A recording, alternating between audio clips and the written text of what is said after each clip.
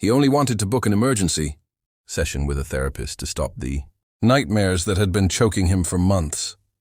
Instead, his shaking fingers dialed one wrong digit and connected him to a sassy, black food truck queen who answered with, "Soulful bites, baby. What's hurting you tonight?" He hung up, mortified. She stayed on his mind for 48 hours straight. By the time he realized a plate of her fried catfish and a side of her unfiltered truth were mending the cracks no psychologist had touched, he was already in too deep. Arguing with her in the rain about cayenne portions and life choices, secretly terrified that the first woman who'd ever made him feel whole might also be the one he'd lose in a shouting match over macaroni seasoning. One misdial, 1,000 heated words, and the slow, stubborn, delicious realization that sometimes the person who heals you isn't the one with the degree. She's the one with the cast-iron skillet and zero patience for self-pity. This is the story of how Marcus Hale accidentally called the wrong number and finally got the right woman. If you're ready to fall in love with this story, kindly hit that subscribe button, drop a like, and leave a quick comment telling us where you're watching from. Your subs, likes, and comments are the fuel that keeps the channel going. And now, buckle up, because we're about to dive into a love that started with one wrong digit. Let's go. In the bustling heart of Chicago, where the wind whipped through the skyscrapers like an unrelenting whisper of forgotten dreams, lived Marcus Hale. At 35, Marcus was a shadow of the man he once aspired to be. A mid-level accountant by day, he spent his nights wrestling with the ghosts of his past, a bitter divorce that had stripped him of his home, his confidence, and his sense of purpose. Insomnia had become his constant companion, and the weight of anxiety pressed down on him like an invisible anvil. His therapist had recommended a new psychologist, Dr. Elena Voss, specializing in cognitive behavioral therapy. "Call her," the note on his phone read. "She'll help you unpack this mess."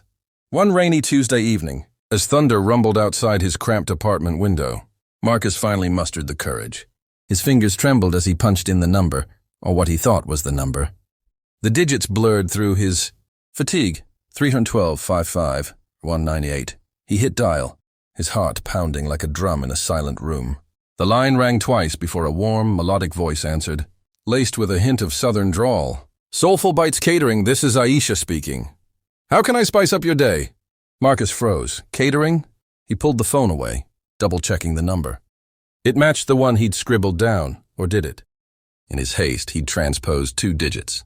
But the voice on the other end was so inviting, so unlike the sterile receptionists he was used to. Hello? Is this Dr. Voss's office?" Aisha laughed, a rich, infectious sound that cut through the static of the storm. "Dr. Voss? Honey, unless you're looking for a doctor of deliciousness, you've got the wrong number. I'm Aisha Thompson, and I sling the best soul food this side of the Mississippi. Fried chicken that'll make you forget your troubles. Collard greens with a kick, and peach cobbler that hugs your soul." Marcus blinked, his mind racing. Forget his troubles?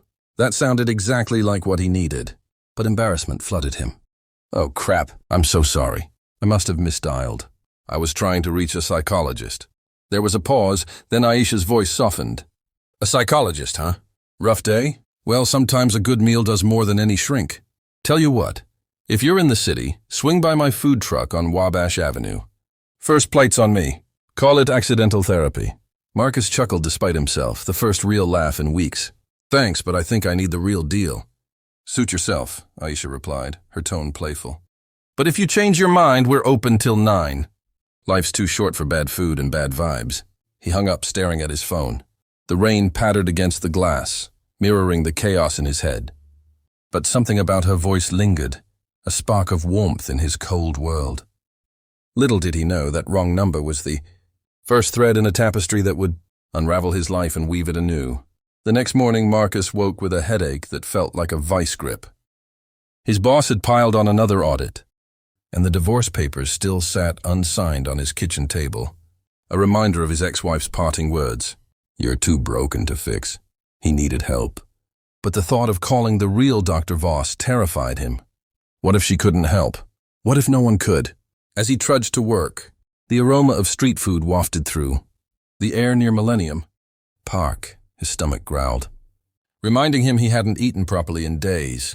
Then he saw it, a vibrant food truck painted in hues of red and gold. with soulful bites emblazoned on the side. A line of customers snaked around it, chatting animatedly. Behind the counter was a woman with rich mahogany skin, her hair tied back in a colorful scarf, moving with the grace of someone who owned her space. Aisha, it had to be her. Curiosity tugged at him. Before he could talk himself out of it, Marcus joined the line. When he reached the front, Aisha looked up, her brown eyes sparkling with recognition. Well, if it isn't Mr. Wrong Number. Decided to give food therapy a shot after all? Marcus flushed, shifting his weight. Yeah, I figured why not. Your voice stuck with me. I'll take whatever you recommend. She grinned, plating up a heaping serving of crispy fried catfish, macaroni and cheese that oozed golden goodness, and a side of candied yams. This here's my heart healer special. Sit over there and eat slowly. Let it work its magic. He found a nearby bench, the food steaming in the crisp autumn air. The first bite was revelatory. Flavors exploded on his tongue. A symphony of spices that warmed him from the inside out. For a moment, the anxiety ebbed, replaced by simple, pure satisfaction. Aisha wandered over during a lull, wiping her hands on her apron. So how's it hitting you? Better than a couch session? Marcus nodded, swallowing. It's incredible. I haven't tasted anything like this since my grandma's cooking back in Ohio. What's your secret? Love, she said simply, sitting beside him uninvited. And a dash of cayenne.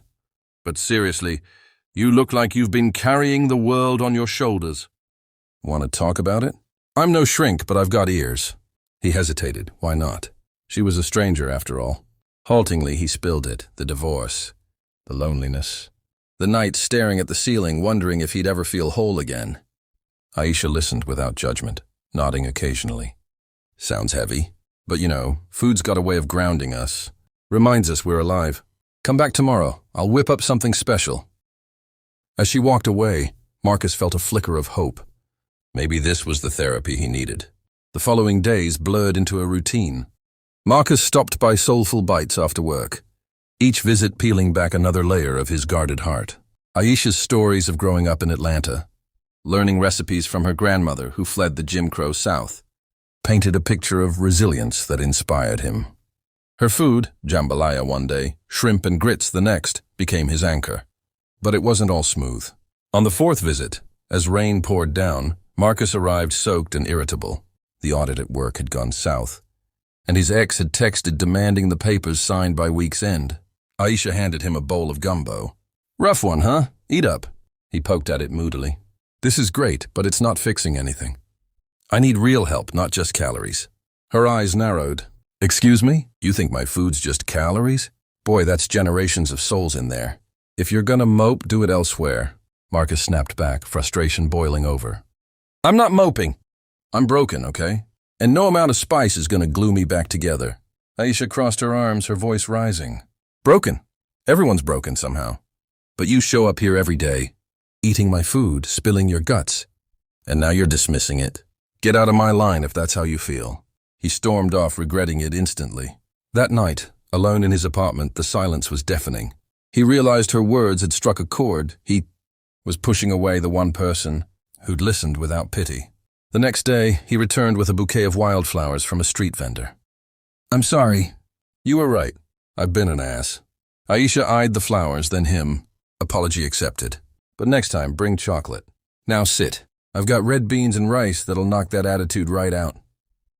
Spring arrived, thawing the city and their hearts. One evening, as cherry blossoms fell like confetti, Marcus took Aisha to a quiet spot by the lake. That wrong number? Best mistake of my life. She leaned in, her eyes meeting his. Mine too. Through all the fights you saw me, the real me. Their first kiss was electric, a culmination of months of tension. Love blossomed fiercely, built on the foundation of healing and honesty. They faced more trials. Aisha's truck vandalized in a hate crime. Marcus's job layoff, but together they triumphed. He proposed over a homemade meal, her recipes intertwined with his life. In the end, what started as a misdial became a lifelong symphony of soul food. Spirited debates and unbreakable love. Marcus, once broken, found wholeness in Aisha's arms, proving that sometimes the wrong path leads to the right destination. Wrong number, right woman, just hit differently, didn't it? If this story had you laughing, crying, craving soul food, and believing in love again, Do all of this right now. Smash that like button if one wrong digit can change everything. Turn on notifications, new chapters drop every week.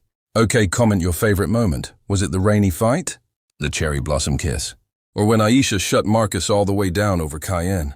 Want the full spicy uncut version plus bonus chapters? Join the Soul Food and Second Chances crew on Patreon, link in description. Tag. That friend who needs to hear that healing sometimes comes with hot sauce and attitude. Share this video. Because everybody deserves a love story that started with a misdial. Let's get this to 100K views so we can turn wrong number. Right woman into an audio drama series next. Drop a tie if Marcus and Aisha own your heart now. I'll see you in the next chapter, family. Stay spicy.